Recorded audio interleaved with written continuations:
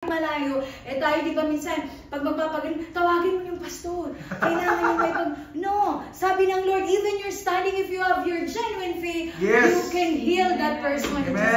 Because the Lord is giving every one of us the power. Amen? That's why there is a Holy Spirit within us. No, kasama natin ang banal na Espiritu sa lugar na ito. Ano pa? The woman who is bleeding 12 years. Those 12 years, in this you can find in Mark chapter 5, verses 25 to 34. And doon po yung babae na nagbe-bleed for 12 years. Can you imagine that? Ibig sabihin, sino-sino ng doktor, kung sa panahon natin ngayon, siguro nalibot na yung buong doktor, nagastusan na naganda, hirap-hirap na, pero hindi natigil yung pagdurugo. Amen? Pero she believed. Sabi niya, by touching the cloak, isa pagtatouch lang ng cloak of Jesus, she will be healed. And ganun nga po ang nangyari. Hindi, kasi ang daming tao palagi pagka si Jesus ay nag-preach or nag-share. Pero sabi niya, hindi. Mahawakan ko lang ang laylayan ng kanyang suot. Ito ay ako ay gagaling. That's small genuine faith. Amen? Si Peter. Di ba si Peter walking? O sino na po dito ang nakapaglakad sa ibabaw ng tubig? Yung sa ibabaw yung literal hindi yung nakasalbabida.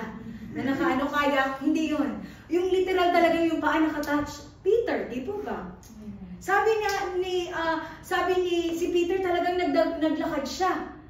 But kailangan lang niya, he need to keep his eyes to Jesus. Kaya lang medyo nagkaroon siya ng kaya medyo nalubog, di po ba? Pero during that time, na lumalakad siya, he has this genuine faith. Pero ang kailangan niyang gawin is to stick in the eyes of Jesus, the perfecter of our faith. Amen? So, there are so many pa po na mga kwento natin maririnig. That is how a smallest faith that you have, can do something extraordinary. Amen? Tandaan natin yan. A smallest genuine faith with 1 to 2 millimeter, amen, can have an extraordinary outcome. Pangalawa, ano po yung significant ng mustard seed? Growth and potential. Amen? In Matthew 13:31-32, sabi doon, He told them another parable, the kingdom of heaven is like a mustard seed, which a man took and planted in his field. Though it's the smallest of all seeds, yet when it grows, it is the largest of garden plants, and becomes a tree so that the birds come and perch in its branches. No? So, dito po sa parable of the mustard seed, Jesus compares the kingdom of God to a mustard seed, which is one of the smallest seed in earth, yet it grows into a larger plant. Alam niyo po kung gaano kalaki yung pinakita kong seed kanina, pag lumaki, ito po siya. No?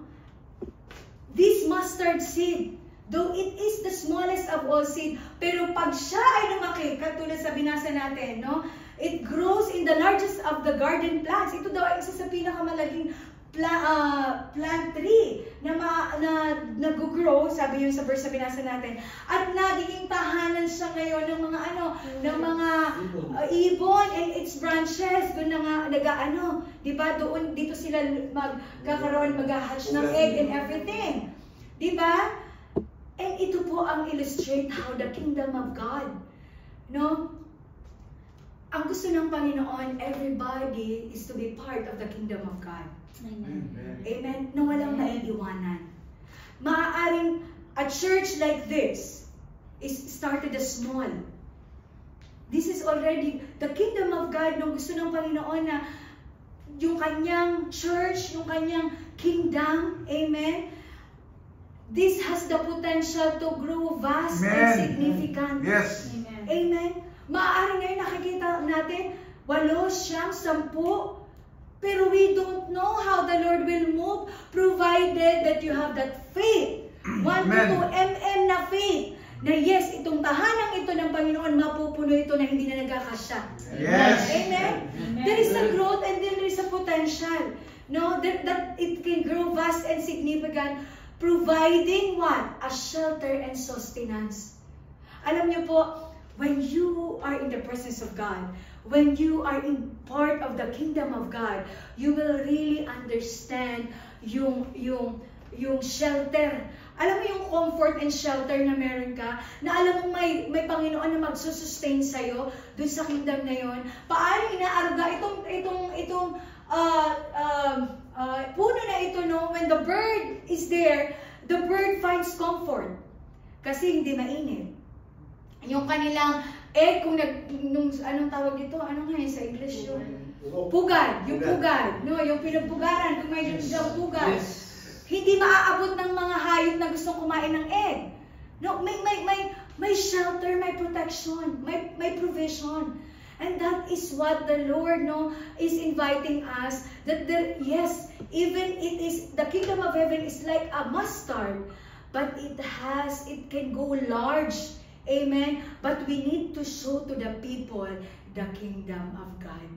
Kailangan nating ipakita. Kailangan nilang marinig. Kailangan nilang maranasan. Para yung growth na yun, no? Yung growth in potential ng kingdom of God. No? Kasi gusto talaga ng Lord lahat maging parte ng kingdom of heaven. Amen? Number 3. Ano po yung pangatlo?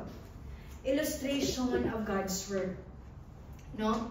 Yung mustard seed po, no, it highlights the principle that great things often begin with small, humble beginnings. Yes. Diba? Great things often begin with small, humble beginnings. Maaaring ang iba, hindi ko na kailangan ng humble beginnings. Kasi pinanganak na ako that I have a silver spoon in my mouth. Pero tinanong nyo ba kung paano ka nagkaroon ng silver spoon in your mouth? Malamang yung lolo mo, yung kalululuhan mo, ay nag-start din from a humble beginning. Bago niya narating kung ano mang may silver spoon sa generation mo.